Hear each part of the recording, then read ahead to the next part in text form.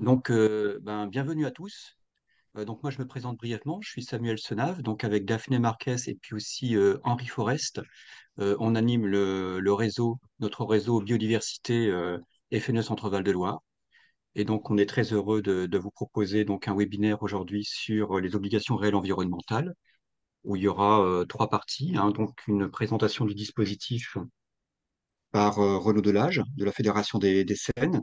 Ensuite, des retours d'expérience par Frédéric Breton du Conservatoire d'espaces naturels Centre-Val de Loire.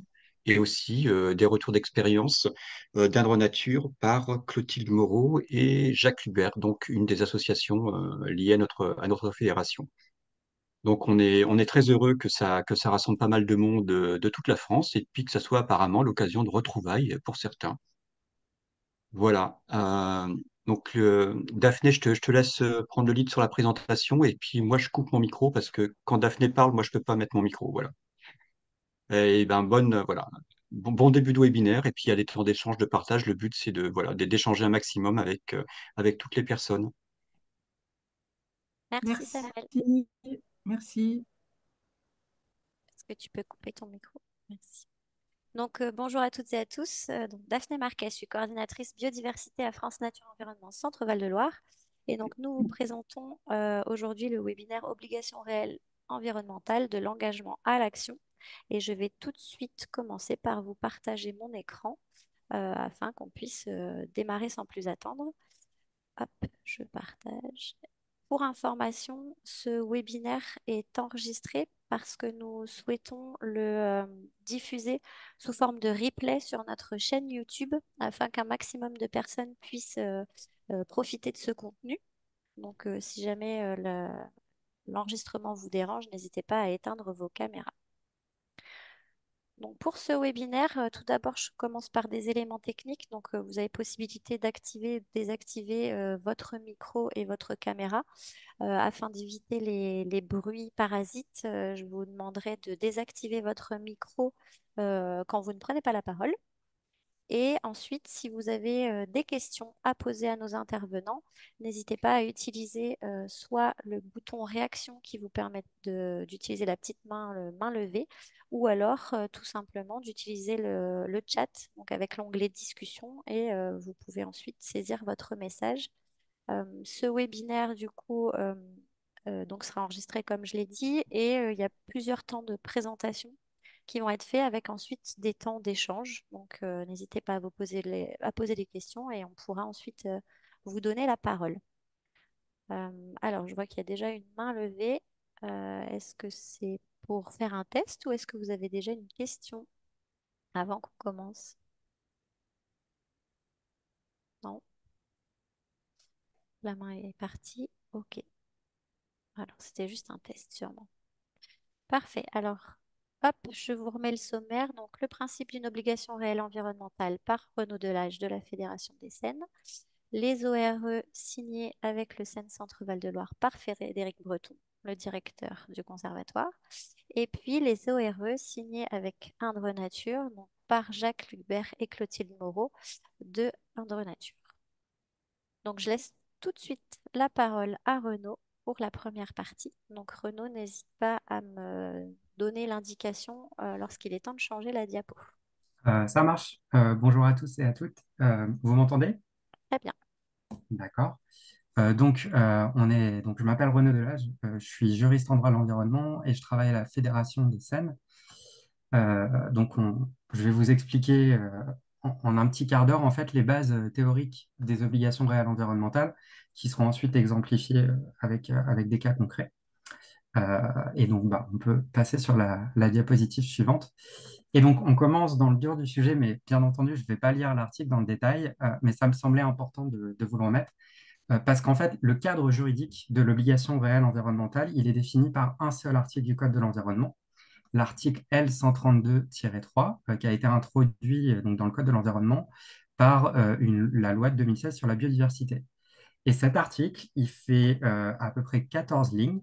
Il est somme toute assez court. Et c'est la seule référence juridique et théorique qu'on ait sur les obligations réelles environnementales.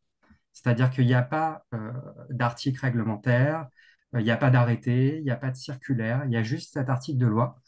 Et donc, si le dispositif vous intéresse, bah, je vous invite à aller le lire parce que dans l'ensemble, il est somme toute assez clair et assez bien construit. Et il vous définira les obligations essentielles. Et donc là, je vous ai mis on va dire la partie la plus importante de l'article. Donc, on peut passer à la diapositive suivante. Et donc, il me semblait d'abord important de vous définir ce qu'était l'obligation réelle environnementale, donc ORE. Et convenons d'abord que le terme obligation réelle environnementale, bien que très précis juridiquement, bah, il est pas toujours extrêmement clair. Et donc, c'est pour ça qu'il me semblait important de le décortiquer avec vous. Donc, dans obligation réelle environnementale, on a trois termes. D'abord, on a des obligations. Donc, quand on parle d'obligation, ça s'entend relativement bien. On parle d'obligations au sens juridique et même de façon plus précise, on parle d'obligations juridiques qui sont situées dans un contrat. Et donc, parce qu'on a un contrat, eh bien, on est également régi par les dispositions contractuelles du Code civil. J'en ai mis quelques-unes, mais notamment, bah, quand on négocie un contrat, il faut le faire de bonne foi. Il ne faut pas masquer des informations quand on est en train de discuter le contrat.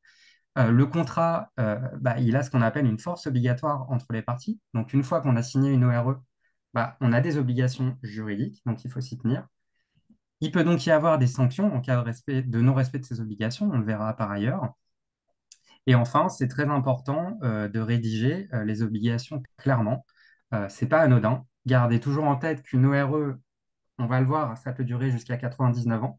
Qu'en fait, il faut toujours quelque part la rédiger en partant du principe que ça sera lu par des tiers dans près d'un siècle.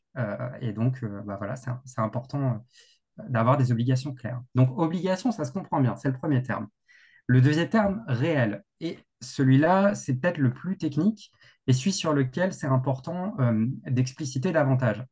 Réel, c'est pas l'opposé d'irréel, comme on l'a dans le sens de droit commun. Réel, c'est au sens juridique l'opposé de personnel, c'est-à-dire la racine latine de réel, c'est res rei, la chose, donc c'est qui renvoie à une chose et non pas à une personne. Et c'est tout ce que ça veut dire en fait. Quand on parle de réel, on parle du coup d'obligation qui s'attache à une chose et même plus précisément à un terrain. Donc ce qu'on appelle un bien immobilier en droit, donc bah, à du foncier. Et c'est ça en fait qui fait la grande spécificité de l'ORE, c'est que certes elle est signée par des personnes, on va le voir, mais une fois qu'elle est signée, elle va s'attacher à un bien immobilier et elle va le suivre même en cas de transmission de ce bien à d'autres personnes qui n'ont pas signé l'ORE à l'origine. Donc, quand on parle de transmission, ça peut être une vente, ça peut être une donation, ça peut être un héritage, etc., etc. Donc, on a des obligations juridiques dans un contrat et qui sont réelles parce qu'elles s'attachent à un bien immobilier.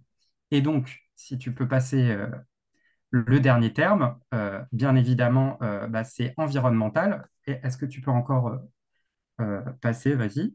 Donc, par environnemental, ça, c'est le dernier terme qu'on a. En fait, je vous ai reproduit ici ce qui est défini dans le code.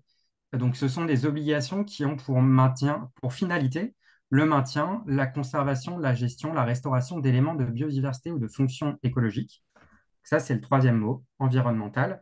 Et vous voyez que cette définition-là du code, elle est extrêmement large, c'est-à-dire qu'on peut mettre plein de choses dedans. Donc, on parle de biodiversité, donc ça veut dire la biodiversité dans tous ses états. Donc, ça peut être quelque chose de patrimonial, donc avec des espèces protégées en voie d'extinction, tout comme ça peut être une biodiversité plus, euh, pas en danger, plus naturelle qu'on trouverait dans la vie de tous les jours. Donc, c'est vraiment la biodiversité dans tous ses états. Deuxièmement, également, bah, on voit qu'en fait, il y a tous les sujets qui visent à la protection des milieux et des espaces qui sont pertinents. Donc, on peut vraiment avoir un champ très large des obligations qu'on peut mettre dedans.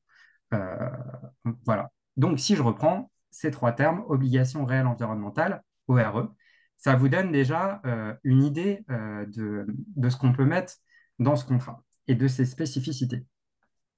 Et donc, alors, et je finirai sur une dernière chose. Et en haut à droite, donc, je vous ai mis un petit dessin d'un petit mètre. En fait, c'est pour insister sur le fait que ce contrat, c'est vraiment un contrat sur mesure. dès lors que, comme je vous le disais, on a un article avec très peu de lignes qui nous donne un cadre juridique, en fait, on a un instrument qui est extrêmement libéral. C'est-à-dire que la loi nous donne les grandes lignes des conditions d'élaboration d'une ORE et de son contenu, mais une fois qu'on a ça, en fait, ça va être un outil très agile qui va pouvoir s'adapter à énormément de situations. Et clairement, en fait, c'est impossible de dire encore toutes les situations sur lesquelles on va pouvoir mobiliser des ORE parce qu'il y a des innovations et des nouveaux cas qui sortent tous les jours. Donc, une fois qu'on a posé le cadre, on peut passer à la diapositive d'après. Merci beaucoup, Daphné. Et donc, qui est les parties au contrat. Donc, vas-y, tu peux avancer. Euh, donc, le code de l'environnement, il nous dit que pour avoir une ORE, il faut deux parties. Et la première partie, bien évidemment, c'est un propriétaire qui peut être une personne physique, comme les personnes qui sont en train d'assister à ce webinaire, ou une personne morale, c'est-à-dire une association, une entreprise. Et cette personne morale, elle peut aussi être privée ou publique, c'est-à-dire que ça peut être l'État, des collectivités territoriales. Euh, Néanmoins, si c'est une personne publique, il faut que ce soit donc sur son domaine privé, c'est-à-dire la propriété privée des personnes publiques, donc celles sur lesquelles on peut quelque part privatiser, et pas le domaine public. Donc on peut passer à... donc voilà, c'était exactement ce que je venais de dire. C'est important du coup donc d'analyser si on est avec des collectivités territoriales, si on est sur du domaine privé. Et donc la première partie, c'est le propriétaire. La seconde partie, du coup, c'est ce qu'on appelle le co-contractant. Dans le cadre de l'élaboration de la loi, on a voulu un peu lui donner un rôle de garant du bon respect des obligations réelles environnementales. Et ce co-contractant, le Code de l'environnement nous dit, l'article que j'ai cité tout à l'heure, que ça peut être une collectivité publique ou un établissement public. Donc, collectivité publique, bien sûr, comprenez communes, départements, régions. Établissement public, du coup, ça peut être des intercommunalités, des syndicats mixtes comme les syndicats de captage d'eau potable. Donc ça, ce sont les deux premiers co-contractants publics. Et le troisième co-contractant, il est indiqué comme tel dans le code, ça peut être une personne morale de droit privé agissant pour la protection de l'environnement. Et donc, il est très important de retenir vis-à-vis de ce terme. Donc, on n'a pas de personne physique et c'est surtout, vous voyez là-dedans que c'est pas conditionné, par exemple, à l'obtention d'un agrément. Vous savez que des associations environnementales, elles peuvent être agréées, c'est le cas de FNE, bien sûr. Les SEN aussi ont un agrément spécifique dans le Code de l'environnement. Or, là, on ne parle pas de la nécessité d'avoir un agrément, tout comme on ne parle pas de personnes morales de droit privé sans but lucratif. Ça veut dire qu'une société commerciale intervenant dans le domaine de l'environnement, techniquement, pourrait signer une ORE. Donc ça, voilà pour les parties au contrat. Et je vois qu'il y a une question, mais on a prévu un temps de questions-réponses juste après. Daphné, si ça te va, je pense on peut les aborder dans un second temps. Et donc, effectivement, l'enjeu quand même entre ces deux parties, c'est vraiment, pour que ce soit efficace, de la confiance. En fait, un contrat sera bien exécuté lorsqu'il sera très clair.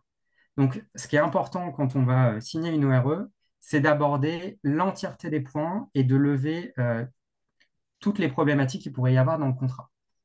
Donc, on peut passer à la diapositive d'après. Les précisions et les limites. Alors, il y a plusieurs limites à ce qu'on peut mettre dans une ORE. Bon, déjà, bien évidemment, on ne peut pas porter atteinte à des obligations législatives ou réglementaires qui existeraient, et notamment à tout ce qu'on appelle le domaine d'ordre public. Je donne un exemple, par exemple, la réglementation de protection des forêts contre l'incendie. Il y a des obligations dedans, typiquement des obligations légales de débroussaillement. L'ORE ne pourra pas porter atteinte à ces obligations. De même, on ne peut pas porter atteinte aux droits des tiers. Et alors, au niveau des tiers, il faut en distinguer deux sortes.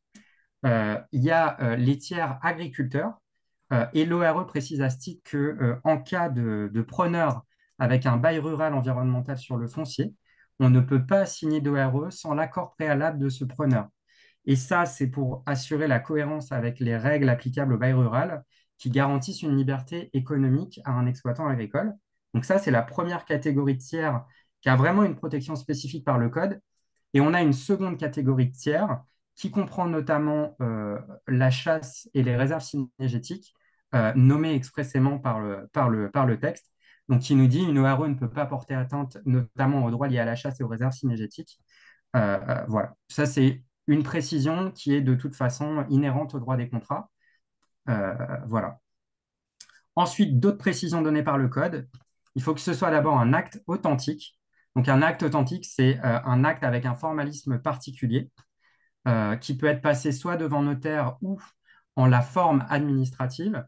Euh, et ça permet en fait une publication de l'acte au service de publicité foncière, qui est en fait l'endroit où on va enregistrer l'ensemble des actes liés à la propriété.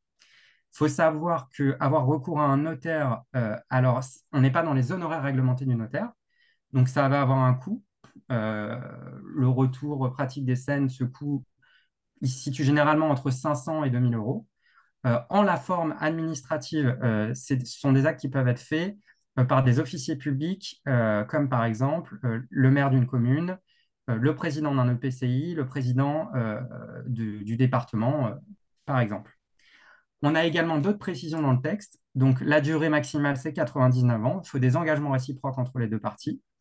Et il faut inclure des possibilités de révision, c'est-à-dire comment on change le contrat, et de résiliation, comment on sort du contrat. Et comme je le disais, c'est un outil très souple. Toutes ces parties-là un peu techniques, de toute façon, quand on signe une ORE et qu'on va chez un notaire, le notaire, il a ce qu'on appelle un acte type qui permet en fait de régler toutes ces modalités assez techniques et contractuelles et ça permet de se concentrer sur le contenu des obligations. On peut passer à la diapositive d'après. Alors oui, effectivement, on met également en point de vigilance la question des contreparties financières, qui est à distinguer de la question des sanctions contractuelles. C'est possible de mettre des contreparties financières dans une ORE. Généralement, nous, au niveau du réseau des scènes, quand ce sont des ORE dites patrimoniales, on essaye d'essayer de faire en sorte qu'elles soient bénévoles, sachant qu'il y a des contreparties fiscales, mais c'est possible d'avoir des flux financiers. On peut passer à la diapositive d'après. Et donc, également, donc je parlais d'incitation fiscale. Il y a dans le texte des incitations fiscales qui sont prévues. Les premières, elles sont un peu techniques. Donc, c'est lié à l'enregistrement sur la publicité foncière, la CSI, donc la contribution de sécurité immobilière. Ça, c'est lié à l'enregistrement de l'acte au service de publicité foncière. Mais on a également la possibilité, sur demande au cas par cas de la collectivité, de voir le terrain objet de l'ORE exonéré de la taxe foncière sur les propriétés non bâties. Est-ce que tu peux passer la diapositive? Donc, on peut également mettre des sanctions. Donc les sanctions, donc effectivement, comme je disais, le principe, c'est la force obligatoire du contrat. Tu peux afficher les autres sujets. Donc, les sanctions, elles sont régies essentiellement par le droit commun des contrats. C'est-à-dire qu'on va avoir un cadre juridique, mais qu'on peut préciser avec des clauses dans l'acte. Et donc, la sanction, ça peut être la nullité de l'acte, ça peut être la caducité. Alors ça, c'est une autre forme de nullité de l'acte qui est liée à la disparition de certains éléments qui sont constitutifs. Et on a également des sanctions qui peuvent être liées à la responsabilité contractuelle, donc par exemple des dommages et intérêts.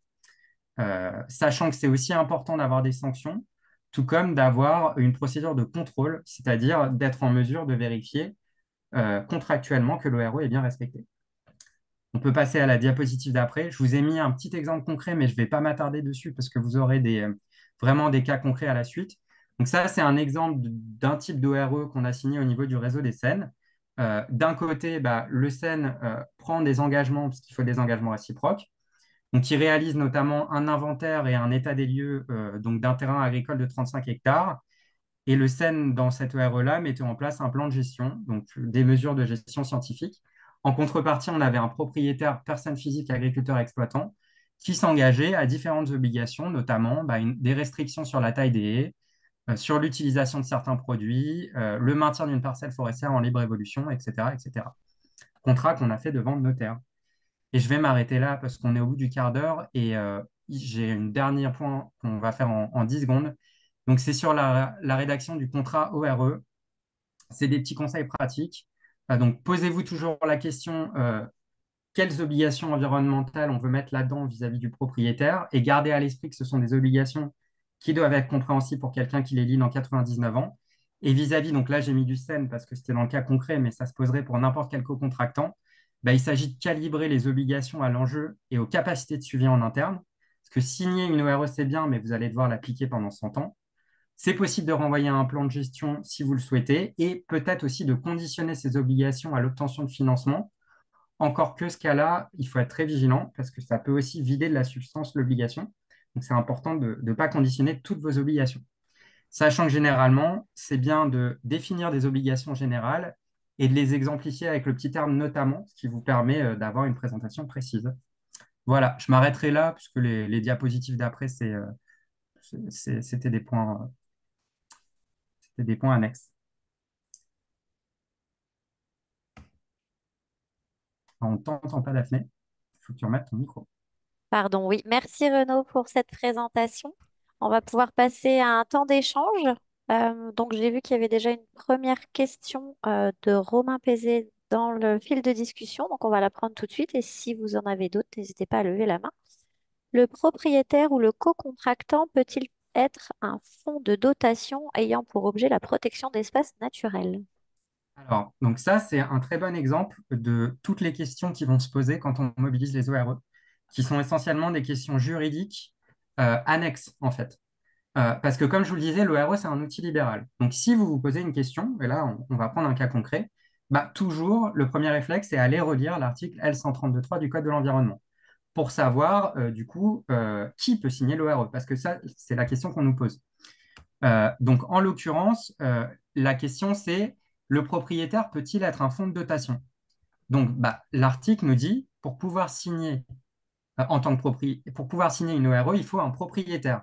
Ce propriétaire, c'est pas précisé si c'est une personne physique ou une personne morale, donc ça peut être les deux. Par conséquent, un fonds de dotation propriétaire peut signer une ORE en tant que propriétaire. Donc, j'ai répondu à la première question.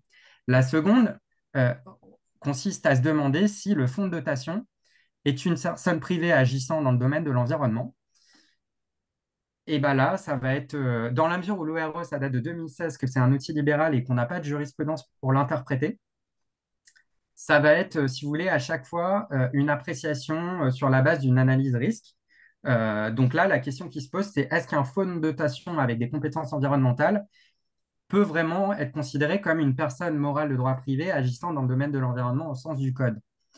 J'ai tendance à me dire que ça se plaide, mais toutefois, bah, ça va être un arbitrage en fonction du fonctionnement du fonds de dotation et d'une analyse spécifique.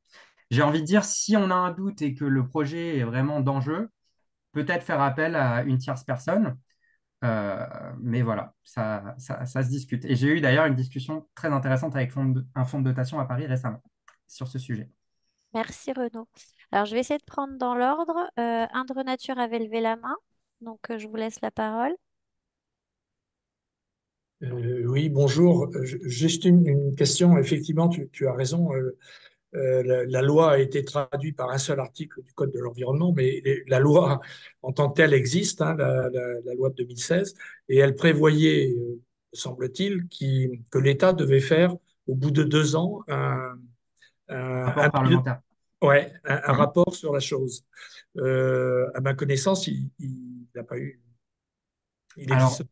alors, il y a eu un rapport effectivement qui a été sorti, mais en fait, il était prévu dans les 2 ans, vous avez raison. Et en fin de compte, ils ne l'ont pas sorti dans les 2 ans parce qu'ils estimaient que c'était trop tôt, qu'il n'y avait pas eu assez d'ORE. C'est peut-être pour ça que vous ne l'avez pas vu passer d'ailleurs. Mais en fait, il s'agit d'un rapport de 2021, qui est un rapport parlementaire de 2021 que j'ai mis en lien dans ma présentation, mais qu'on pourra transmettre. Voilà. Sinon, vous tapez sur Google rapport parlementaire 2021. Il est sorti, il y a des observations intéressantes, encore que bah, à l'époque où il est sorti en 2021, on n'avait pas encore connu le grand boom sur les ERE qu'on est en train de connaître maintenant. Merci. Je vais reprendre une autre question du chat. Est-ce qu'une ORE peut être proposée pour des grottes ou des caves, c'est-à-dire une partie d'une parcelle?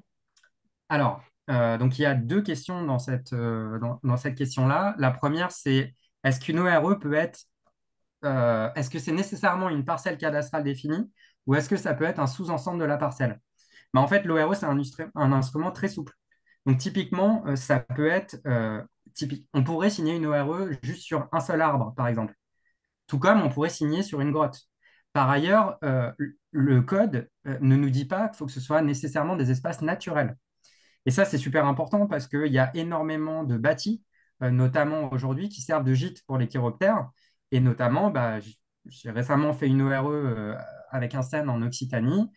On rénove un moulin avec bah, dans les comptes des chauves-souris. Donc en fait, typiquement, votre question, oui, ça pourrait être des grottes ou des caves, c'est-à-dire que ça n'empêche rien du moment qu'il s'agit d'obligations environnementales, c'est-à-dire dans le cadre défini protection de la biodiversité. C'est vraiment cette question-là qui se pose. Très bien. Merci Renaud. Je vais prendre ensuite la main levée de Audrey Caillard, Caillardi, pardon, s'il vous plaît. Bonjour, merci. J'avais une question par rapport à l'agriculteur. Du coup, vous indiquez que lorsque c'est une parcelle cultivée et qu'il y a un agriculteur qui a un bail, il faut qu'il signe l'ORE, qu'il soit d'accord.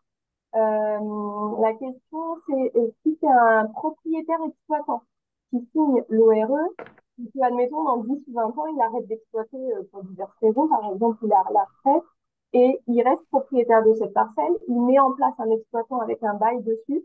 De fait, l'exploitant qui a le bail est obligé de prendre l'ORE avec. Alors, pas forcément en fait, et c'est toute la spécificité du bail rural. Là, vous décrivez, donc c'est peut-être c'est peut-être la situation la plus complexe vis-à-vis des ORE, c'est qu'en fait, quand vous signez une ORE, notamment en tant que co-contractant garant, vous devez quand même un peu regarder que le propriétaire sera en mesure d'exécuter les obligations qu'il est en train de prendre. Là, dans votre situation, vous signez avec un propriétaire exploitant, pas de problème. Il est apte lui-même à exécuter les obligations contractuelles au titre desquelles il s'engage. Par contre, à partir du moment où il va mettre à bail rural, bah là, la relation devient tripartite. Et généralement, la personne qui doit exécuter les obligations, c'est le preneur à bail. Donc, vous, ce que vous avez envie de faire dans ce cas-là, c'est demander au propriétaire de réitérer les obligations de l'ORE dans le bail rural. Et ça, on peut le faire avec un bail rural à clause environnementale, qui est une catégorie spécifique de bail rural qui est permis dans le code rural. Le problème, c'est que les cas d'éligibilité du bail rural environnemental, ils sont limités et ils ne concernent pas toutes les situations. De mémoire, on peut faire appel à un bail rural environnemental dans 3 cas. Si on est dans une zone protégée avec un document de gestion, si c'est pour le maintien de pratiques culturelles préexistantes, ou le troisième cas, c'est en fonction si on a un co-contractant, personne publique ou structure, association garant de l'intérêt général, pour le dire très rapidement. Et c'est peut-être la question qui se pose dans votre cas, en fait. C'est est-ce que le propriétaire sera à même de signer un BRE à terme? Si ce n'est pas le cas, il est possible de faire un autre contrat entre le garant et le preneur, parce que sinon, en fait, le propriétaire ne sera pas en capacité de mettre les contraintes agricoles au preneur et donc de faire respecter l'ORE. Le cas est un peu technique. J'espère avoir répondu clairement à votre question. Si l'exploitant ne veut pas prendre ces conditions et qu'on n'est pas en capacité de mettre un bail rural environnemental en place, l'ORE peut tomber en fait. C'est pas qu'elle tombe, c'est qu'en fait, coexistent deux situations juridiques contradictoires. Le propriétaire, il a une obligation environnementale, mais le preneur n'a pas cette obligation-là. Par conséquent, en fait, vous créez un conflit entre ce que le propriétaire doit exécuter et ce qui est exécuté dans les faits. Et vous, ça vous donne un droit de recours, parce que du coup, le propriétaire, il ne respecte pas ses obligations, mais, euh, mais ce recours-là sera un peu vain pour l'obtention de la bonne exécution des obligations environnementales. Donc, c'est pour ça qu'il faut faire attention à éviter ce type de conflit. Alors, je vais vous proposer qu'on prenne une dernière question et ensuite on enchaîne avec la présentation d'exemples concrets, ce qui permettra Oui. également de susciter des questions. Et de toute façon, Renaud reste avec nous jusqu'à la fin, donc il y aura un petit temps en fin de réunion prévu éventuellement si vous voulez poursuivre un peu les échanges. La dernière question que j'avais identifiée, peut-il y avoir plusieurs co-contractants de l'ORE ou alors peut-on prévoir une succession de co-contractants si l'un d'entre eux disparaît au cours du siècle? Exemple, le co-contractant est une association de protection de l'environnement, mais celle-ci disparaît 10 ans après la signature. Que se passe-t-il? Est-ce qu'un co-contractant héritier peut être prévu à l'avance? Alors, bah, liberté contractuelle, c'est-à-dire qu'il n'y a rien qui est défini par le code, donc on fait ce qu'on veut. Et généralement, dans l'ORE type, il y a une clause qui dit que bah, en cas de disparition d'une personne morale, c'est passé à une personne morale avec un objet équivalent. Et je vais me permettre de répondre aussi aux autres questions rapidement. Vous avez un exemple d'ORE en annexe du rapport parlementaire de 2021 que je mentionnais tout à l'heure. Voilà. Ok, super. Merci. Donc, gardez bien vos questions, n'hésitez pas. Oui, Excuse-moi, mais je n'avais vas-y, pas vas-y. répondu à ça aussi. Effectivement, le code nous dit qu'il faut deux parties minimum, pardon, mais du coup, ne dit rien sur du multipartisme. Et en fait, c'est une pratique assez courante. Par contre, en cas de pluralité de parties, c'est très important de bien définir les obligations de chacune. Très bien. Merci. Alors, je vais refaire un partage d'écran et passer la parole à Frédéric Breton, le directeur du SEN Centre-Val de Loire. Je t'en prie, Frédéric. Eh bien, bon. Bonjour à toutes et tous. Est-ce que le micro fonctionne bien? Oui. Oui? Oui, oui, on Oui, t'entend c'est bien. bon. Bon, ça marche. OK, très bien, merci. Donc, bonjour à toutes et tous. Le propos, bah, après la présentation du cadre bah, en complément de nos collègues d'Indre Nature, c'est de vous présenter des cas concrets hein, d'ORE signés bah, en région pour le compte. Donc, bah, Daphné, tu peux avancer. Donc, bon, brièvement, je vous remettrai les ORE dans le contexte du conservatoire et puis après quelques exemples et retours d'expérience. Donc en bref, bah, tu peux avancer. Voilà. Donc en bref, voire même très bref, hein, le Conservatoire d'espaces naturels Centre-Val de Loire. Mais bon, vu le panel de participants, j'imagine que vous connaissez tous dans vos régions respectives les structures que nous sommes. Vous avez certainement les habitudes de travail avec. Nous sommes une association, bien évidemment, mais qui bénéficions d'un agrément au titre du Code de l'environnement qui a été mentionné par Renaud et qui peut être attribué conjointement par la préfète ici et le président ou la présidente de région. Et donc, nous sommes agréés depuis mai 2013 et notre agrément a été renouvelé en décembre 2023. Voilà, donc notre objet statutaire depuis 1990, c'est de nous intéresser à la protection, la restauration des sites les plus remarquables pour leur intérêt biologique, géologique ou paysager en région Centre-Val de Loire. Donc, ce qui nous amène aujourd'hui à préserver donc, ce qu'on a 186 aires protégées, puisque au titre de la stratégie aires protégées, les sites des conservatoires d'espaces naturels sont considérés comme des aires protégées et peuvent d'ailleurs au cas par cas faire l'objet de zones de protection fortes, mais ça c'est une autre partie, et donc qui recouvre 5130 hectares. Et aujourd'hui, c'est sur ces 5130 hectares, 4000 hectares sont des zones humides, ce qui vous donne à peu près une idée des enjeux. On rep- 59% des espèces patrimoniales identifiées dans le livre rouge qui a été publié par FNE Centre-Val de Loire ont au moins une station sur un site du conservatoire. Voilà. Alors à côté, bien évidemment, nous menons des actions sur la gestion de réserves naturelles nationales, régionales, et puis derrière, bah, nos espaces sont exploités pour certains, en libre évolution pour d'autres, font l'objet de travaux de restauration, d'entretien et d'ouverture au public. Et on a coutume de dire que bah, tous ces sites sont des supports de solutions fondées sur la nature. Daphné.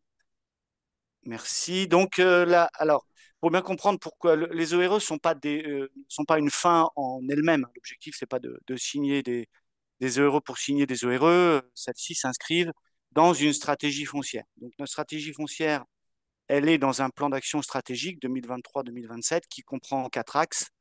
Et elles sont plus particulièrement dans l'axe 1, l'axe 1 étant celui qui vise à poursuivre le développement du réseau d'aires protégées sous notre maîtrise d'ouvrage en région, en intégrant les paramètres préservation de la biodiversité et changement climatique. Et les 3 autres axes représentent la contribution aux politiques biodiversité à travers l'animation de territoire, la mise en réseau d'acteurs, et puis un paramètre un peu plus interne sur comment est-ce que le fonctionnement institutionnel et opérationnelle de notre structure est menée. Alors, dans notre stratégie foncière, j'ai envie de dire, aujourd'hui, c'est de considérer que chaque mètre carré compte.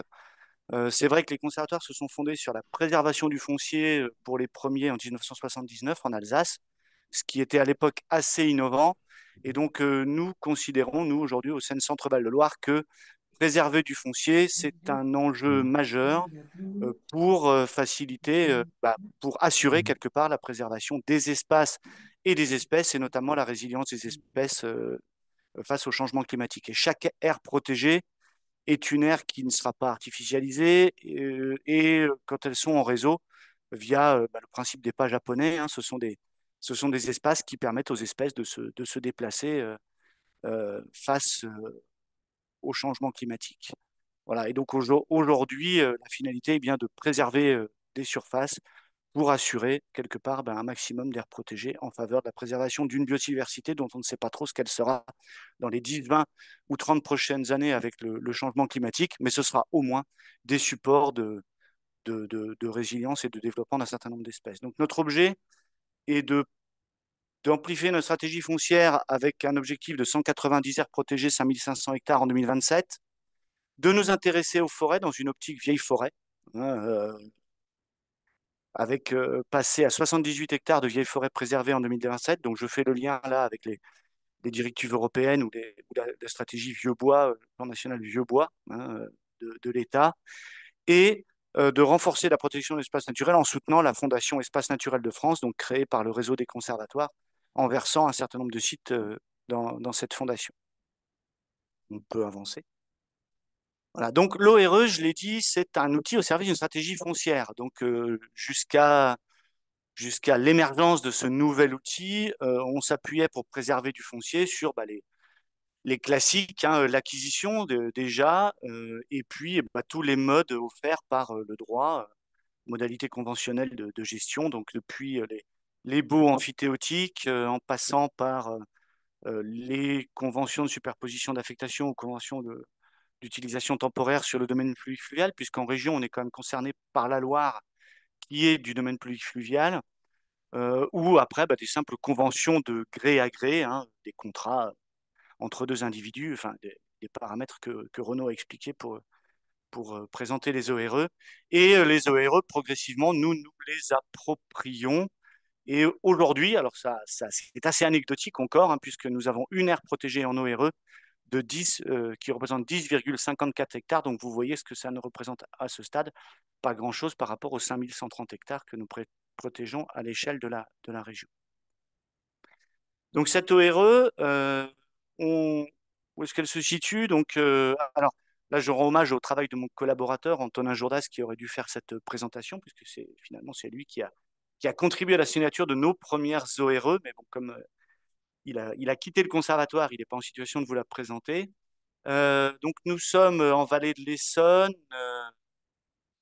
donc dans le nord-est du département du Loiret, sur un périmètre de vallée alluviale sur lequel on avait réalisé une étude pour la préservation des zones humides, où définit des périmètres à enjeu en termes de préservation de zones humides. Et puis, nous avons déroulé la méthode habituelle, hein, c'est-à-dire de contact des propriétaires, proposition d'achat, et si la proposition d'achat ne rencontre pas d'intérêt par le propriétaire, discussion, ouverture vers les ORE, les ORE notamment. Donc on a signé avec 3 propriétaires en 2022. L'échéance est à 2056 et vous pouvez voir des exemples des obligations qui ont été mises dans ces contrats. Donc pour le propriétaire, c'est de limiter au maximum le dérangement en limitant la circulation sur leur parcelle, d'assurer une préservation du fonctionnement hydraulique du marais, donc pas de drainage, pas de plantation susceptible de pomper l'eau, voilà, pas de traitement non plus. Donc vous voyez, finalement, c'est des obligations pour le propriétaire, somme toute pas extrêmement contraignantes. Et pour le conservatoire, les obligations que nous avons en tant que co-contractant, améliorer et préserver la fonctionnalité écologique des milieux, préserver la fonctionnalité hydrologique des zones humides, favoriser la naturalité des boisements en jeu écologique et développer les connaissances. Donc On a déroulé là ce qui est ensuite s'est traduit dans un plan de gestion avec la mise en œuvre d'actions. Et derrière, eh bien, c'est à charge du conservateur que de trouver les moyens de répondre à ces obligations. Donc, on fait, dans le cadre des ORE, ce qu'on fait pour les acquisitions, les baux amphithéotiques ou les conventions, c'est que, eh bien, on mobilise des financements pour mettre en œuvre les opérations qui sont inscrites au plan de gestion et qui permettent de répondre à ces obligations. Dans le cadre précis, ce sont des financements de l'Agence de l'eau Seine-Normandie et de la région sur contrat régional de solidarité territoriale du pays Beauce-Gâtinais qui permettent de mener à bien l'ensemble des opérations. On a la chance d'être sur de la zone humide, ce qui est relativement plus aisé. Euh, Deux autres projets en, en région, donc tout récent pour 2024. Donc pour le premier, on est encore dans de la démarche de complément de protection foncière. Donc on est à proximité d'une propriété du conservatoire sur laquelle il y a une zone de reproduction favorable à une espèce à enjeu très fort. Donc ceux qui connaissent bien la région se douteront de où c'est. Et donc le but, c'est de développer le réseau de mares. Et donc on a contacté les propriétaires voisins.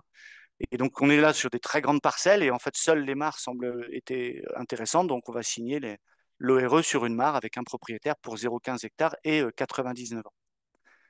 Et dans le deuxième cas, c'est plutôt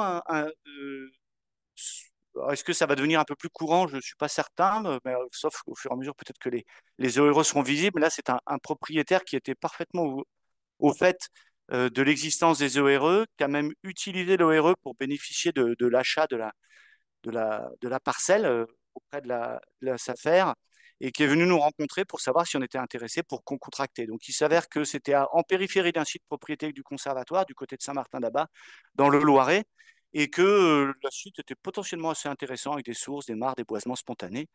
Et donc, on va contractualiser avec ce propriétaire ce petit complément foncier qui était pour autant pas dans le périmètre spontané de prospective foncière que le conservatoire avait en partenariat avec la SAFER.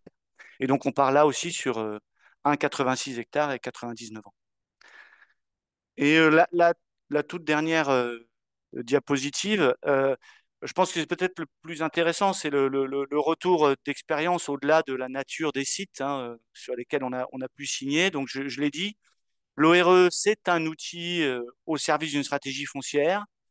Alors, il est aujourd'hui à l'initiative du conservatoire, c'est-à-dire que quand on mène des prospections auprès de propriétaires sur un territoire donné, l'acquisition reste l'outil privilégié, mais ça reste une alternative quand le propriétaire est très attaché au terrain et ne vend pas. Voilà. Ou ça peut être un outil complémentaire si l'acquisition est plus compliquée, c'est-à-dire que vous avez, dans le cas par exemple de la mare dont j'ai parlé précédemment, une zone à enjeu fort dans une très grande parcelle d'une dizaine, voire plus d'hectares.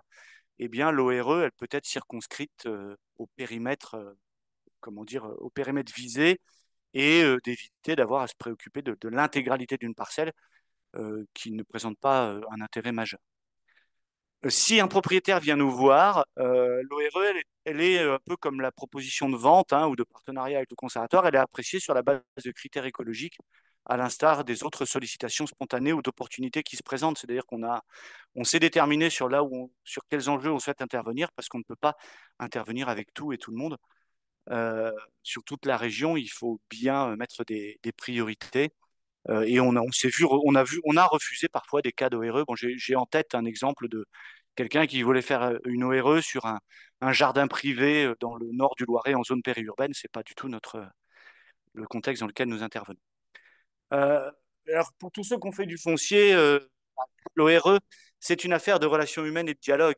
Dans le foncier, c'est d'abord la relation entre deux, j'ai envie de dire, presque entre deux personnes, le négociateur du conservatoire, le ou la chargée de mission, et puis le ou la propriétaire. Donc pour le conservatoire, comme pour discussion, il faut vraiment une forte conviction de la part de nos collègues et puis une maîtrise de l'outil ORE, parce que Renaud l'a bien montré, il y a plein de questions qui se posent euh, auxquelles il faut apporter des réponses pour les propriétaires.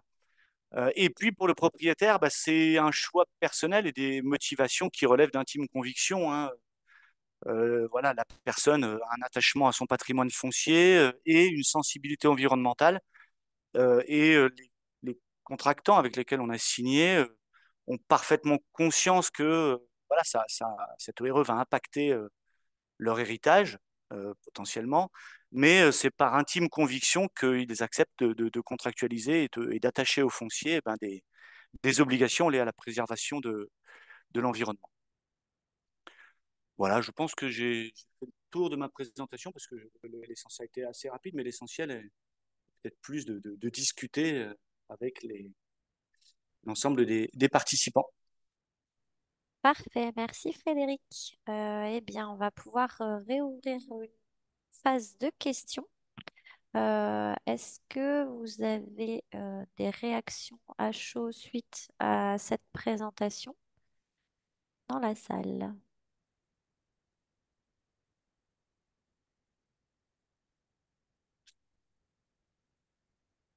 Non, ça n'amène pas de questions, c'était très clair. Moi, c'est un retour d'expérience, donc c'est sûr que les questions sont plus sur le dispositif pour Renault, hein, comment les ORE Tout à fait. peuvent être menées, ce qui est logique. Alors oui, la question qui paye le notaire, le SEN ou le propriétaire. Donc en général, bon, le SEN paye le propriétaire, le notaire. Vous avez certains financeurs qui ont inclus le financement des actes notariés d'ORE dans leurs dispositions. Hein, par exemple, certaines agences de l'eau acceptent que l'acte notarié de l'ORE soit financé. Donc, nous, on considère que, même si c'est une charge, hein, dès lors que le propriétaire fait quand même un effort conséquent, eh bien, on prend en charge l'ORE. Après, on n'est pas contre un partage de la facture du notaire si le propriétaire alors, par exemple, si on venait à signer une ORE avec une entreprise qui a quelques moyens, j'ai envie de dire, bon, voilà, c'est pas illogique que l'entreprise puisse payer le notaire. Voilà. Mais avec un privé, bon, on essaye de faire marcher les financements publics pour pouvoir décharger le propriétaire privé de cette charge. Merci Frédéric. Dans le déroulé s'il n'y a pas d'autres questions pour le moment, il restait peut-être une question en suspens ou une reprécision. Euh, Quelqu'un qui demande si on peut, si l'association Humanité et Biodiversité est souvent sollicitée, on nous demande d'être un co-signant de l'ORE. Y a-t-il des démarches spécifiques pour signer ce contrat en tant qu'association reconnue d'utilité publique ou non? On a dit que c'était pas Enfin, nous, obligatoire. je ne sais Ouais. pas, Renaud va préciser le contexte, mais nous, on n'a pas eu de démarche particulière à faire hein, pour être accepté comme co-contractant d'une ORE. Bah, effectivement, il y a deux volets à cette question. Le premier volet, il est théorique. Est-ce que l'association Humanité et Biodiversité est à même de signer une ORE en tant que co-contractant garant? Bah, la réponse, elle dépend de si cette association peut être considérée comme une personne morale de droit privé agissant dans le domaine de l'environnement. Donc ça, c'est la même chose que pour la question pour le fonds de dotation. Il s'agit de s'intéresser à l'objet social de la personne morale et de s'assurer que cet objet social, il est rédigé de telle sorte que euh, la structure permet d'être considérée comme personne morale agissant dans le domaine de l'environnement. Voilà pour le volet théorique. Après, pour le volet pratique, comme Frédéric le disait, il y a quand même des sollicitations des propriétaires qui doivent être gérées et Frédéric l'a très bien dit, qui sont gérées en fonction des priorités et des ressources. Et ça, les SAN savent très bien le faire, mais j'imagine qu'il y a peut-être. Enfin, voilà, c'est des questions qui se posent, en tout cas avec les ORE, d'autant plus qu'elles viennent très médiatisées. Merci Alors, pour cette précision. ouais. Il y a Vas-y, deux autres questions auxquelles je pense pouvoir répondre, au moins sur le notaire. Et ça m'amène. Alors, pour les exemples d'ORE de compensation, nous, on n'a pas travaillé sur des ORE de compensation, mais certainement que dans le réseau des conservatoires, on pourrait en trouver, ou que d'autres structures en région en ont. Alors, la question du notaire, c'est une très bonne question. C'est là où le bas blesse, parce qu'aujourd'hui, les notaires, on a de vraies difficultés pour des actes qui leur apportent rien. Ça, c'est un premier élément. Donc, les baux amphithéotiques ou les ORE, ça pose des soucis parce que c'est quelque chose qui ne rapporte pas grand-chose au notaire. Et donc, ça demande beaucoup de pugnacité pour aboutir à la signature de ce type d'acte. Voilà, ça c'est un premier élément. Si la structure a un notaire avec lequel il a l'habitude de travailler en grande confiance, ça facilite pas mal. Après, trouver un notaire qui connaît le sujet, bah, c'est toute la question aussi, parce que les notaires ne connaissent pas le sujet complètement aujourd'hui, hein. Et en témoigne une présentation qu'on a fait en comité technique SAFER du Loiret, où il y a un représentant de la Chambre des notaires. On a parlé des ORE et le notaire débarquait un peu, quoi. Donc c'est vrai que c'est un outil qui est un peu plus médiatisé, Renaud l'a dit, mais je ne suis pas certain que tous les notaires connaissent parfaitement le sujet aujourd'hui. Voilà. Parce que c'est quand même encore assez récent. Alors, on nous signale qu'il y a un notaire à Romorantin qui a pris le temps d'instruire le dossier et donc qui a l'air d'être monté en compétence, du moins, sur le sujet. Indre Nature, vous vouliez réagir, peut-être? Oui, je voulais réagir sur les deux questions précisément, sur la question de la compensation notamment. Euh, Parce que c'est pas, comment dire, c'est pas une abstraction là, et on est actuellement confronté dans le département sur un projet d'extraction, on va dire, pour simplifier, hein, je ne vais pas rentrer dans le détail, un projet de mine, d'extraction minière. Et l'opérateur lui-même propose de faire un ORE sur une partie du domaine qu'il n'exploite pas à titre de compensation. Donc, c'est intéressant de voir que des opérateurs peuvent eux-mêmes être à l'initiative là-dessus. Et pour notre part, en tout cas dans les avis qu'on a été amené à, à faire sur ce projet-là, on a plutôt été dans le sens effectivement d'activer ce dispositif et voire de le renforcer, de l'élargir au-delà de ce que l'entreprise promettait. Mais donc, et je crois que c'est prévu en tant que tel dans le code de l'environnement, ou en tout cas dans la loi que ça rentrait possiblement comme une compensation. Sur le deuxième point notaire, en tout cas, on y reviendra tout à l'heure, mais nous, on n'a pas eu de difficulté à trouver un notaire euh, ça, qui était intéressé à faire une ORE. Donc, effectivement, c'était nouveau. Pour lui, c'était une découverte, mais en tout cas, ça n'a pas posé de difficulté particulière. Très bien, merci. Renaud, est-ce que tu as des exemples en tête, toi, dans le réseau des SN sur éventuellement une ORE de compensation? Alors, j'en ai dans le réseau des scènes, oui, j'en ai aussi hors réseau des scènes parce que dans le cadre de mon poste, j'ai eu des échanges avec différentes institutions. Donc, généralement, la mesure compensatoire, elle est proposée dans le cadre du rapport du bureau d'études. Alors, quand il s'agit d'une compensation environnementale, prenons l'exemple d'une dérogation espèce protégée, le bureau d'études dépose un rapport et dans le cadre de ce rapport, il propose des mesures compensatoires qui peuvent être de différents types, mais qui nécessitent de sécuriser la maîtrise foncière d'un terrain. Et cette maîtrise foncière-là, on peut l'avoir de plein de façons différentes, en devenant propriétaire, en signant un bail amphithéotique, qui est un type de bail longue durée, ou en signant une ORE.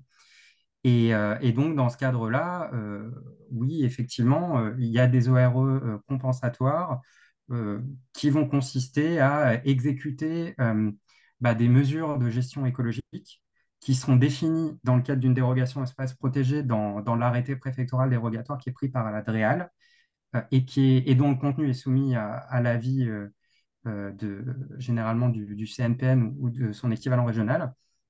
Et dans les mesures compensatoires dont j'ai connaissance, c'est essentiellement la préservation du milieu en tant que tel pour le propriétaire, à qui on va interdire d'artificialiser, d'épandre des produits phyto, etc. En contrepartie, pour le co-contractant garant, la mise en place d'un plan de gestion généralement, avec des jalons de suivi écologique, en fait, qui coïncident avec le suivi de la mesure compensatoire. Merci. On a une autre question qui apparaît dans le chat. Un propriétaire de terrain qui aurait signé une ORE et souhaitant rompre le contrat, peut-il le faire dans quelles conditions? Est-ce que c'est moi qui réponds ou je vais faire une brève Oui. réponse théorique. Donc, comme je disais dans ma présentation, l'ORE est un contrat, le contrat à force obligatoire. Et un contrat de 99 ans en plus. Donc, une fois qu'il est signé, il nous engage, le propriétaire comme le co-contractant. Donc, il faut quand même Frédéric disait dans sa présentation, on ne signe pas une ORE pour une ORE et il faut bien penser l'ORE dans le développement et je pense que c'est très pertinent. Donc, le propriétaire, bah, il est tenu par son ORE et en principe, il ne peut pas sortir du contrat. Maintenant, il le peut sous certaines conditions, bah, notamment si les deux parties sont d'accord, effectivement, ça c'est possible. Et en fonction du contenu de l'ORE, il peut y avoir des conditions de sortie en cas de non-respect des obligations de l'autre partie. Mais ça, tout va dépendre de ce qu'on met dans le contrat. Oui, ben, il y a justement une question complémentaire. L'enjeu est de faire perdurer l'ORE dans le temps que préciser dans les clauses pour avoir le plus de chances que le contrat perdure. Et bah, en fait, d'une façon générale, dans l'acte type du notaire, il y a toute une série de clauses qui tiennent au contrôle et aux sanctions liées à l'ORE. Et donc, bah, avec notamment une procédure de conciliation en cas de désaccord, la possibilité de mettre en demeure, si vous êtes co-contractant garant, le propriétaire pour lui faire respecter ses obligations. Et après, en fait, on est sur des voies d'exécution de droit privé hein, contractuel. Donc, bah, c'est un acte. Donc, la mise en demeure, c'est un courrier en LRAR où on va sommer l'autre partie de respecter ses obligations avec un certain délai. Et après, dans les ORE, on a généralement la possibilité d'une astreinte, quand c'est bien sûr inclus dans l'acte, ou la condamnation à des dommages et intérêts.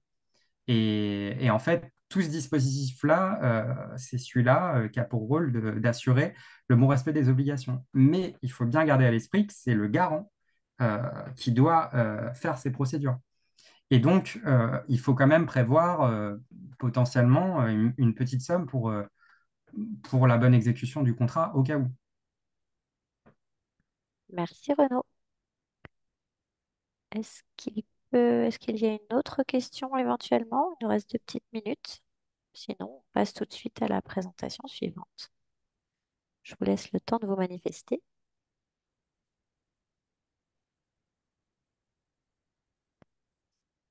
Eh bien, s'il n'y a pas de frustrés qui ne peuvent pas prendre la parole, on va pouvoir passer à la suite. Euh, je partage mon écran et je passe la parole à Jacques-Luc Père, président d'Indre Nature, et Clotilde Moreau, qui travaille donc à Indre Nature sur les OR. Je vous laisse vous organiser. N'hésitez pas à m'indiquer quand passer les Ah, diapos. tu peux revenir sur la diapo Ah, pardon. suivante, précédente, pardon. Oui. Donc, bonjour à tous. Effectivement, Jacques Lucbert, donc, je suis accessoirement président d'Agro-Nature, mais je suis surtout animateur de la thématique bocage au sein d'Agro-Nature.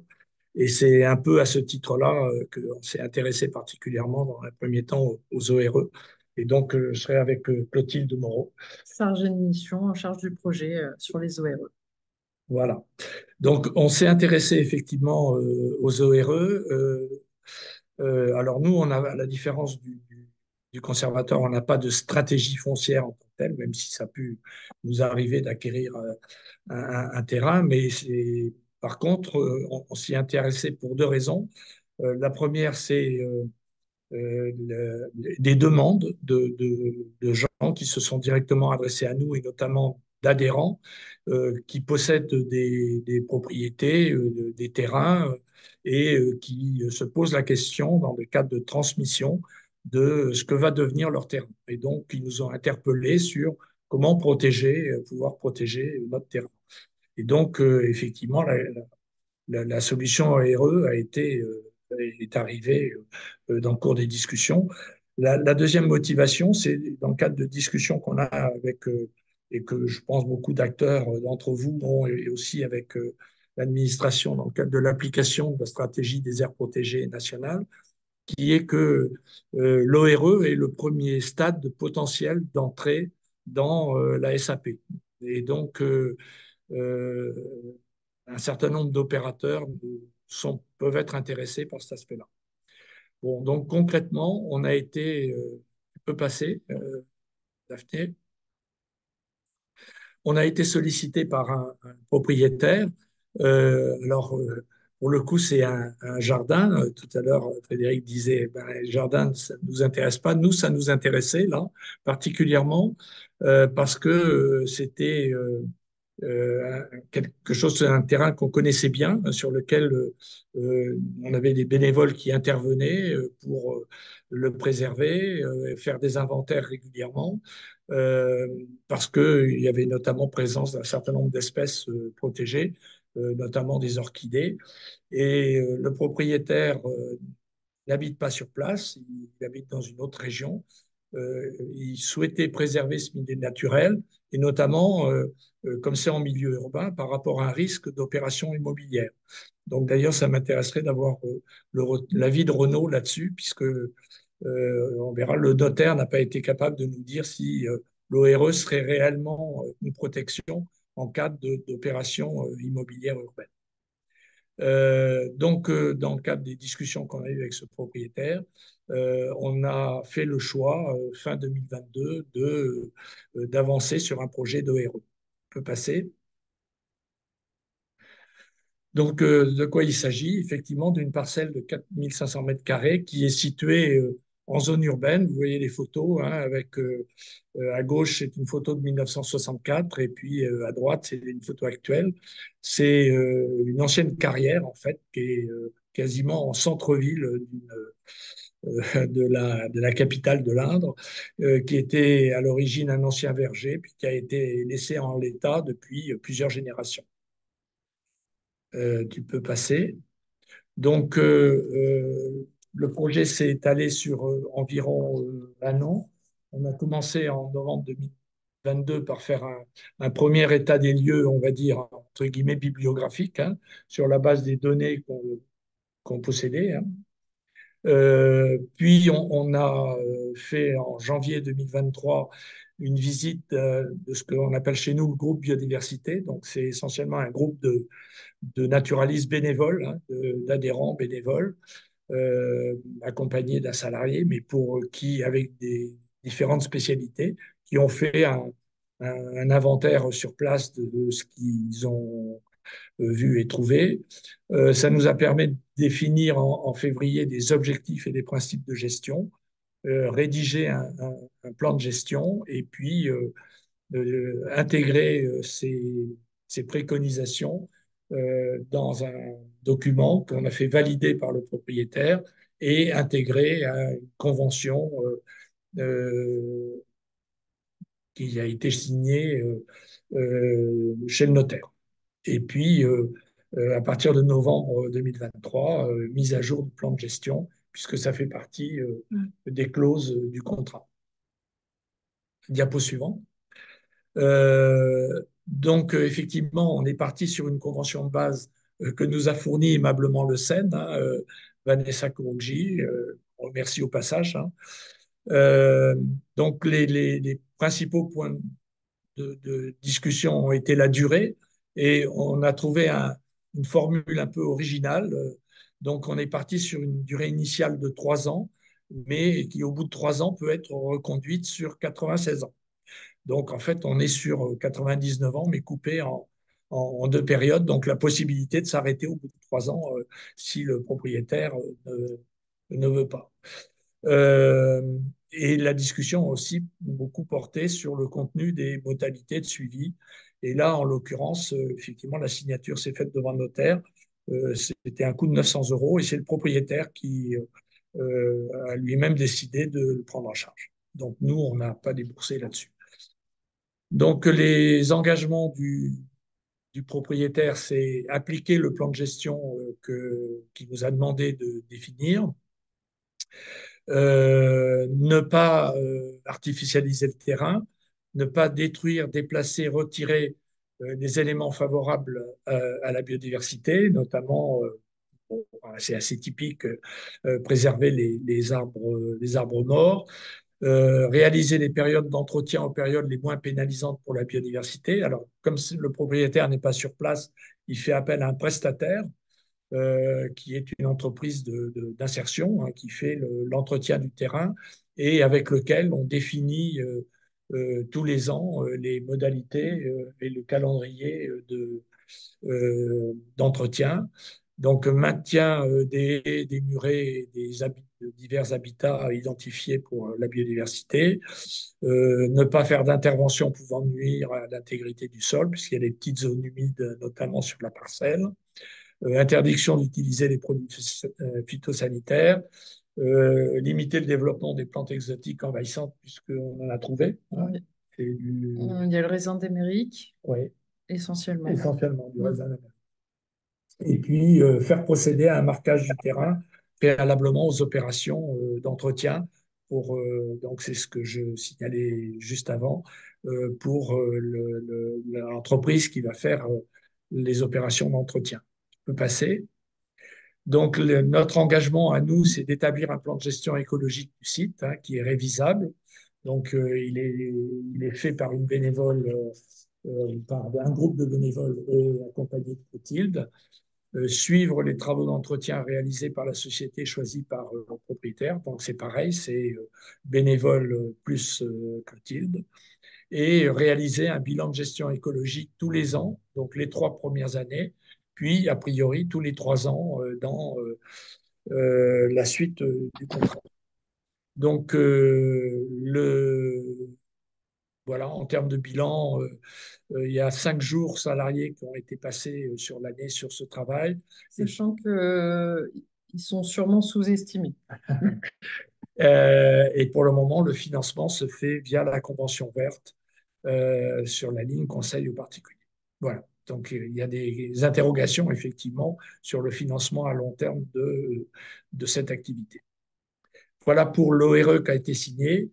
Et Clotilde va présenter le projet qu'on a par ailleurs d'autres ORE. Tout à fait. Alors, il y a eu un appel à projet lancé par l'OFP l'année dernière auquel on a répondu, donc qui s'appelle Mission Nature ou autrement dit le loto de la biodiversité.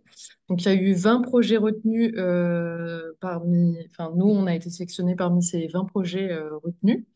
Et donc, il s'agissait, pardon, de projets de restauration écologique en faveur de la biodiversité et plus particulièrement, dans notre cas, de préservation du maillage bocager du sud de l'Indre par la mise en place d'ORE. Donc, pour replacer un peu le contexte de ce projet, on a un bocage dans le Bois-Chaud Sud, donc le sud de l'Indre, qui est en danger. Donc, il faut savoir que c'est un des plus remarquables de France parce qu'on a une densité assez importante qui est supérieure à 120 000 mètres linéaires par hectare. Donc, comme vous pouvez le voir sur la photo à droite, qui est une commune du Bois-Chaud-Sud en 2023. Mais ce bocage est en régression et il est vieillissant, notamment dû à diverses pratiques. Et donc, il y a eu le remembrement qui a éliminé pas mal de haies. Il y a des mauvaises pratiques d'entretien actuellement. Et puis, il n'est pas renouvelé. Donc, ce bocage est en danger.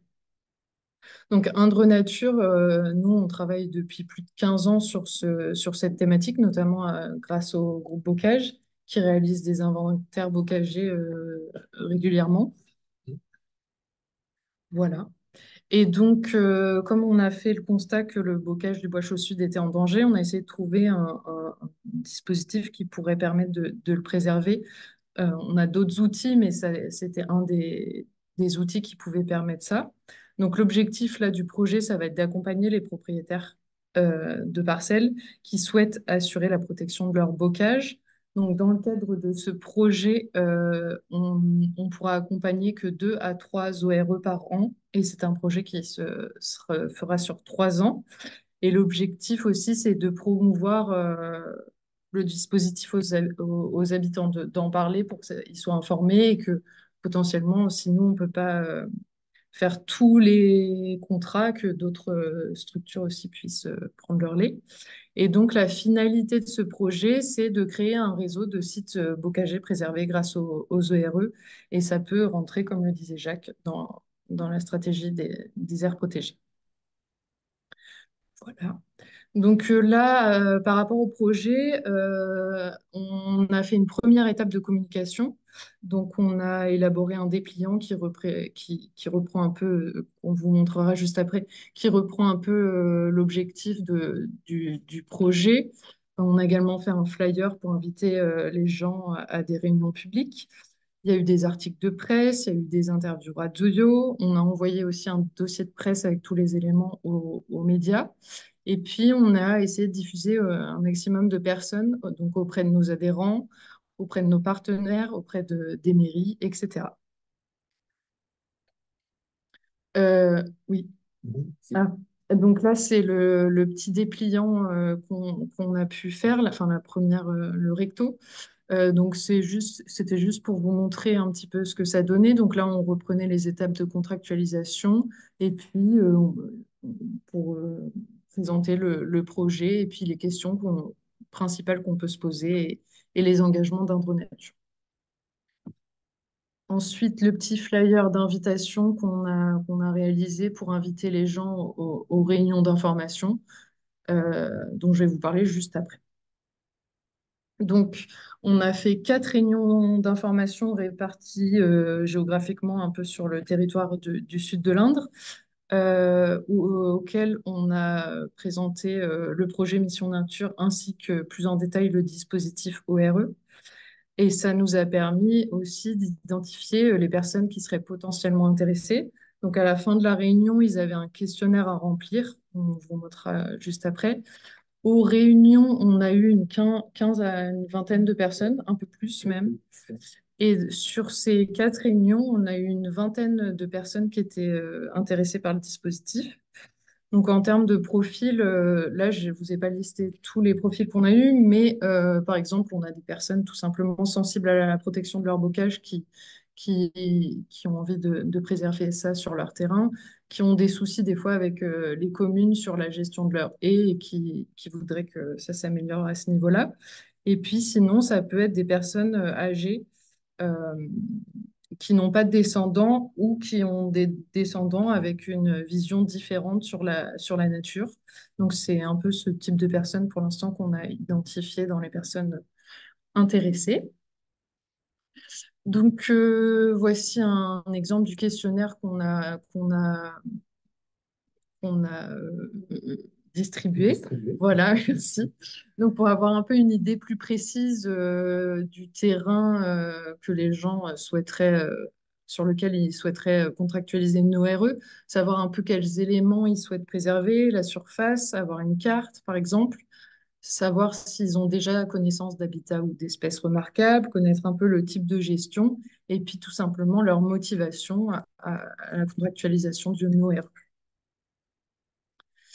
Et donc, ce qu'il en est ressorti sur ces réunions d'information, donc on a eu plusieurs questions.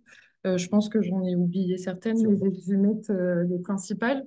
Il y a eu beaucoup de questions par rapport par- dans le cas de personnes âgées, justement, qui se demanderaient comment ça se passerait la suite en termes d'entretien, selon les obligations inscrites dans le contrat, et la difficulté de réaliser cet entretien. Ça rejoint les questions qui ont été posées tout à l'heure à Renaud, hein, sur la suite, effectivement, quand la personne elle-même ne peut plus, euh, en gros, assurer les engagements qu'elle prend, comment ça se passe pour la suite. Même chose pour l'histoire des agriculteurs loués, quoi. Oui. C'est même Oui, les interrogations c'est ça. les plus fréquentes. Oui, parce qu'on a eu pas mal de propriétaires qui étaient là et justement qui avaient... Des terres louées à des agriculteurs. C'est ça. Donc voilà. Il y avait aussi plusieurs personnes qui s'interrogeaient si c'était une contrainte justement, l'ORE en cas de vente. Parce qu'il y a plusieurs personnes qui nous ont fait remarquer qu'il y a même maintenant des agences immobilières qui précisent vente sans contrat ORE. Voilà. Ensuite, on a eu beaucoup de questions aussi sur pourquoi on se limitait à 3 ORE. Donc là, c'est aussi une question de temps de chargé de mission, etc. Financement. Et de financement. Mais c'est vrai qu'il y a pas mal de personnes intéressées et du coup, qui trouvent dommage qu'on se limite à que 3 ORE par an. L'intérêt du dispositif aussi comparé à d'autres. Beaucoup est revenu aussi la question de la surface minimale pour contractualiser une ORE. Donc, il n'y a pas de, on ne donne pas de surface minimale. Et ensuite, quels sont les critères qui vont sélectionner les personnes engagées? Donc là, en fait, une fois qu'on aura eu le retour de tous les questionnaires des personnes qui étaient intéressées, l'objectif, ça va être aussi de faire une visite de chaque personne pour bien identifier les entités qu'ils ont sur leur terrain. Et puis ensuite, voilà, ça sera de sélectionner en fonction du terrain le plus intéressant. Voilà. Et puis, donc, l'étape du projet. Donc, on a eu les réunions d'information, on a eu la présentation du dispositif. Donc, là, actuellement, on est dans l'étape de présélection de candidats. Donc, on a déjà effectué non, une visite individuelle et demain, la deuxième pour voir les caractéristiques du terrain et les motivations. Ensuite, on sélectionne les candidats les plus pertinents. Et là, on retournera sur le terrain faire un état des lieux bien plus précis. On fera un inventaire faune-flore, faire le point sur la gestion actuelle et donner des préconisations de gestion. Ensuite, du coup, ça sera le moment d'échanger avec le propriétaire et d'élaborer le contenu du contrat. Et puis ensuite, la signature chez le notaire. Et après, de notre côté, on s'engage à faire un suivi et un contrôle tous les 5 ans pour voir un peu si on a besoin de mettre à jour les préconisations de gestion qu'on aura faites. Voilà. Merci beaucoup, Jacques et Clotilde. Alors, je vais arrêter mon partage d'écran et on va pouvoir avoir un temps d'échange si vous le souhaitez. Euh, serait-il possible de recevoir les documents de communication d'Indre Nature? Oui, oui, Oui, bien sûr. tout à fait. Il n'y a Est-ce pas de que problème. est-ce que vous les avez en mode C'est en PDF. dématérialisé? Oui. Bah, Bah, ce qu'on le pourrait plus faire, simple, c'est... c'est de les passer à toi, Oui, Daphné, et puis Ouais. oui. Ce que je me propose de faire, c'est de les récupérer et puis de pouvoir intégrer des liens dans la présentation que je vais vous transmettre rapidement. Comme ça, vous n'aurez plus qu'à cliquer sur les images du PowerPoint et puis vous pourrez avoir accès aux documents. Euh, Merci. Petite précision, c'était la Fédération des conservatoires qui vous a fourni le document type, donc la collègue de Renaud, plus précisément. Euh, en tout cas, est-ce- enfin, le contact, puisque c'est moi qui m'en suis chargé avec Vanessa, a été très, très agréable et elle nous a permis d'avancer. Donc, je la remercie beaucoup de l'appui qu'elle nous a apporté là-dessus. Très bien. Ouais, Renaud, on te laisse passer le message. Euh, Question, est-ce qu'une ORE fait baisser le prix de vente du terrain, enfin à la revente, le prix du terrain à la revente? Est-ce que vous avez déjà des informations là-dessus ou c'est encore trop tôt pour le dire? Pour l'instant, Je pense que ça peut aller dans des mouvements contradictoires, c'est-à-dire qu'il y a des gens qui peuvent, ça peut inciter certains à acheter un terrain avec une ORE en se disant que c'est un terrain, des gens qui peuvent être sensibles à la nature et à sa préservation, ça peut les intéresser. Inversement, effectivement, si c'est des gens qui ont simplement envie d'exploiter le terrain purement et simplement sans se préoccuper du reste, c'est sûr que l'ORE va être un élément de blocage hein, et de limitation. Donc ça peut effectivement avoir un impact, mais je ne sais pas si on a assez de recul pour hmm. répondre à ça. Est-ce que Renaud, tu as des retours d'expérience ou pas du tout dans le réseau des conservatoires? Non, non, j'en ai pas, mais effectivement, tout va dépendre de qui achète et la nature du bien en cause, etc. Donc je dirais oui et non. Tout dépend de la situation. Merci. Euh, Samuel, oui, je- vas-y. Juste un complément pour Renaud, parce qu'on a cette question sur l'ORE qu'on a signé en zone urbaine. Est-ce que s'il y a une opération immobilière montée par la commune, par exemple, est-ce que l'ORE peut être une vraie protection par rapport à ça? Le notaire qui a passé devant lequel s'est fait la signature n'a pas été, ne s'est pas engagé et a dit qu'il était incapable de répondre à ça. Alors, s'il y a une expropriation à la suite d'une déclaration d'utilité publique, ça Ouais, purge tous les actes de droit privé liés à la parcelle. Donc, dans ce cas-là, l'ORE ne sera pas maintenu. Maintenant, si ce n'est pas une expropriation, mais une vente à un promoteur immobilier, par exemple, bah, l'ORE va suivre la parcelle immobilière. Mais bien entendu, elle ne fera pas obstacle à l'obtention d'un permis de construire. Par contre, vous, en tant que garant, vous pourrez vous opposer à l'artificialisation de la parcelle sur la base des dispositions du contrat. d'accord. Samuel, je te laisse la parole. Oui, bah du coup, moi j'avais une petite question.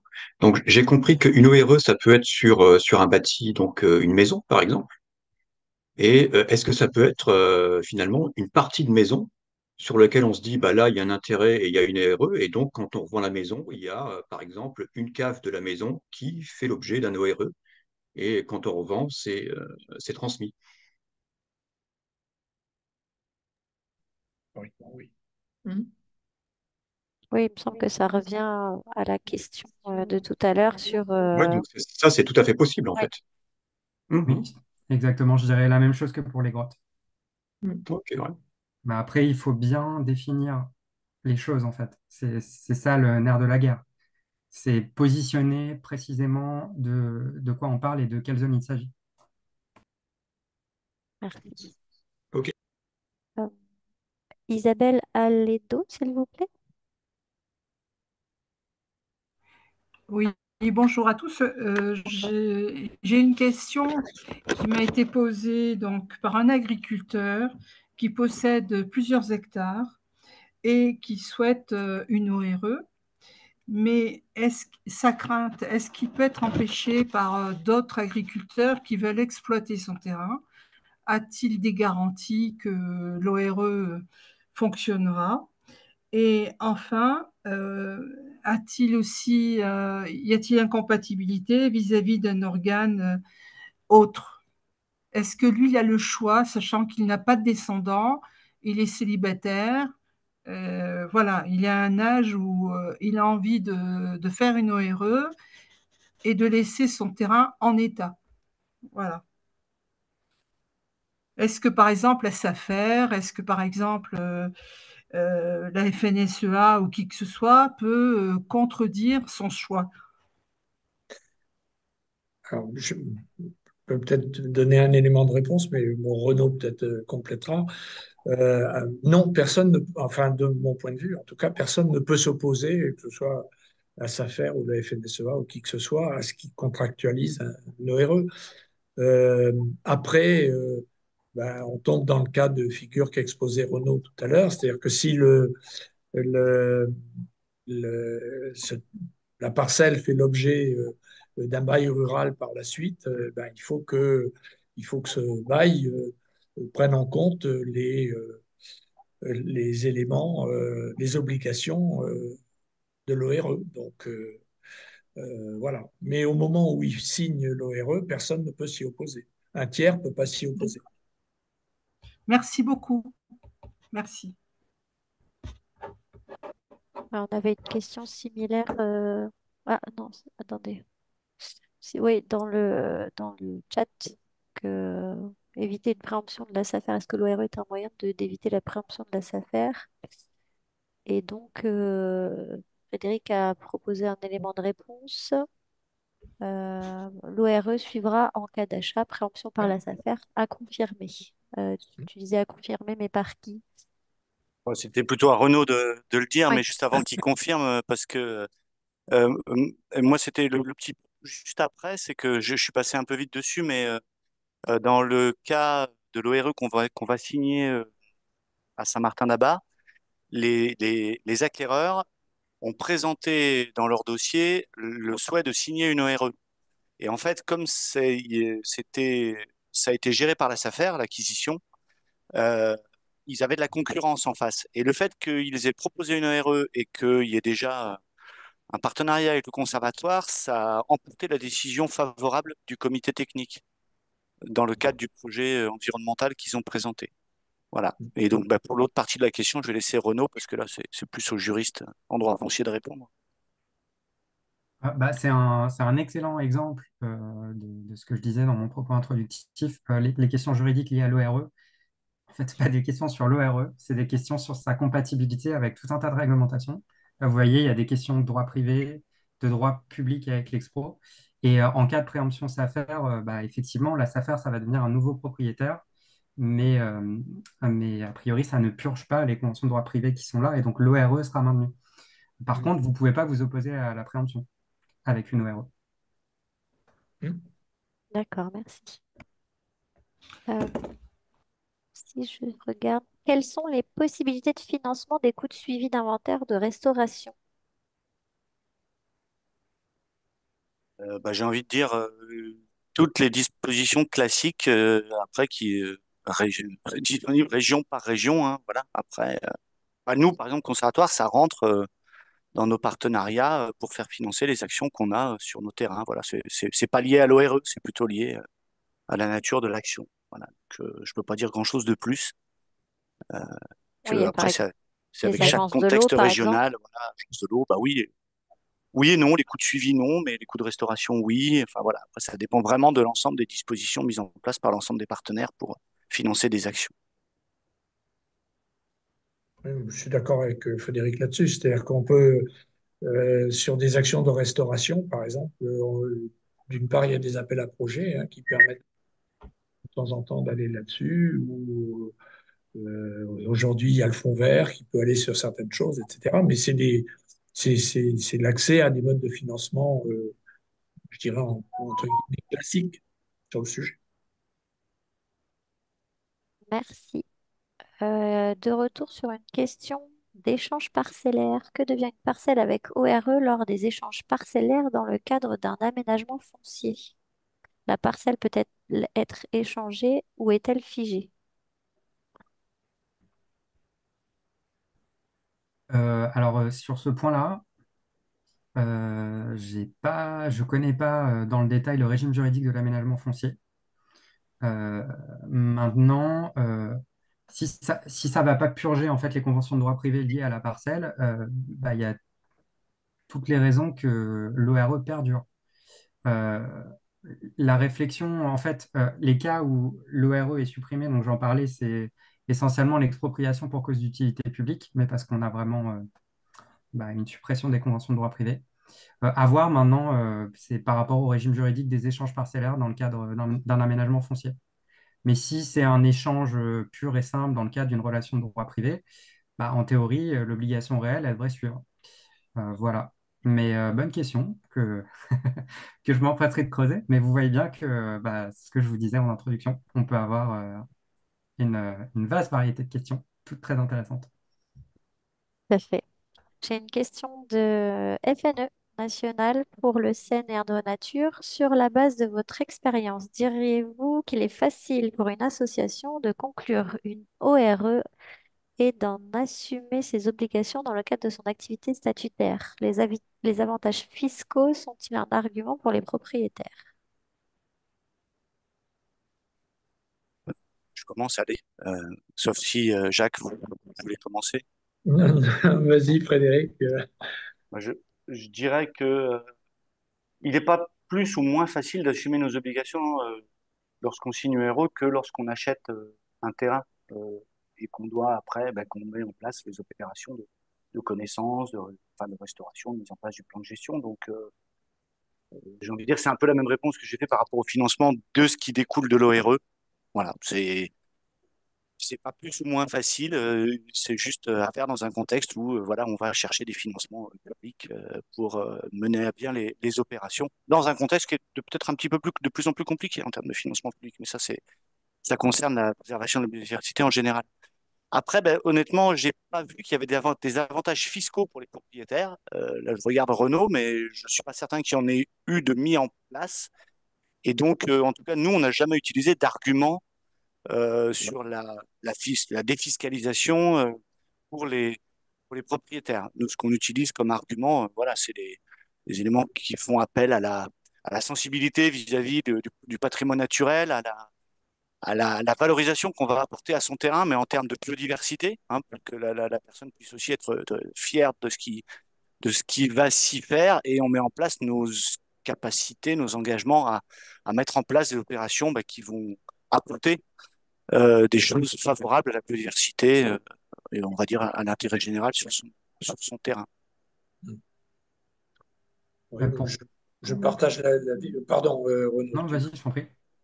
Je partage l'avis de Frédéric que c'est pas, il n'y a pas de difficulté particulière.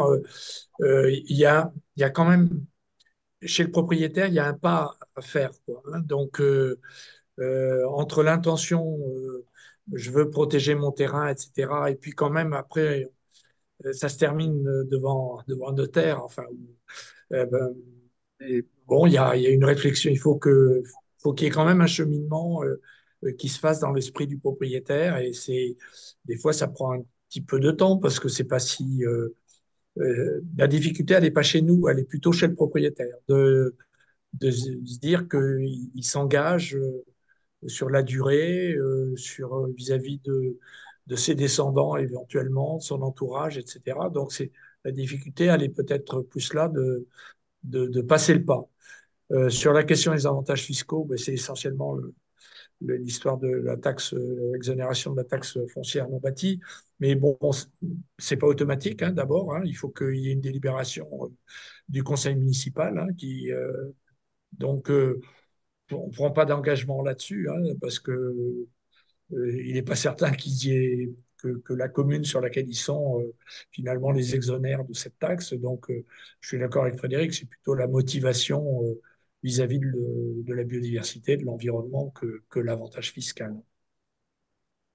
J'ajoute ce que j'ai mis dans le chat, hein, c'est que ça implique, tu as parfaitement raison Jacques, c'est que ça implique en plus une démarche supplémentaire, c'est qu'il faut aller voir la commune, et puis les amener, les convaincre, et puis parce que et avec derrière une diminution potentielle de ressources. Donc c'est bien pour ça qu'on le met pas vraiment en avant cet aspect-là, nous, parce que ça complique. Je pense que ça complique les choses quelque part. Merci pour ces échanges. S'il n'y a pas d'autres questions, je pense on va clôturer ce webinaire. Je vous repartage l'écran une dernière fois pour vous rappeler que tous les webinaires qu'on organise dans le cadre de notre réseau biodiversité sont accessibles sur notre chaîne YouTube. Vous pouvez également avoir les informations sur notre site internet parce qu'on publie des articles quand on propose les webinaires et une fois que les webinaires sont passés, on rajoute les informations complémentaires qui ont pu être dévoilées lors de nos webinaires. Et puis, je vous passe la diapo suivante qui permet de vous présenter les webinaires à venir et les séminaires. Donc, le 12 avril, on aura un webinaire sur la corrélation entre nappe et rivière.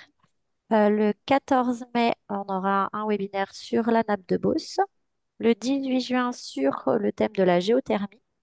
Et puis, du côté des séminaires, le 11 octobre, on a un séminaire qui est prévu sur la thématique de la forêt. Et le 26 novembre, un webinaire sur la santé des cours d'eau et des sols, ces polluants qui nous inquiètent. Donc voilà, je vous propose de vous tourner vers notre site internet. On présente les éléments de communication en général 2 mois avant les dates prévues. Donc n'hésitez pas à suivre notre actualité pour en savoir plus. Donc j'arrête le partage et je vous souhaite à toutes et tous une très bonne soirée. Merci encore aux intervenants d'avoir pu participer et merci à tous d'avoir suivi ce webinaire en espérant que ça vous a apporté beaucoup de réponses. Merci beaucoup. Merci. Merci beaucoup. Oui. Au revoir. Au revoir à tous. Merci Au beaucoup. Au revoir. Au revoir, bonne Au soirée. revoir et merci. Au revoir. Merci, bonne soirée.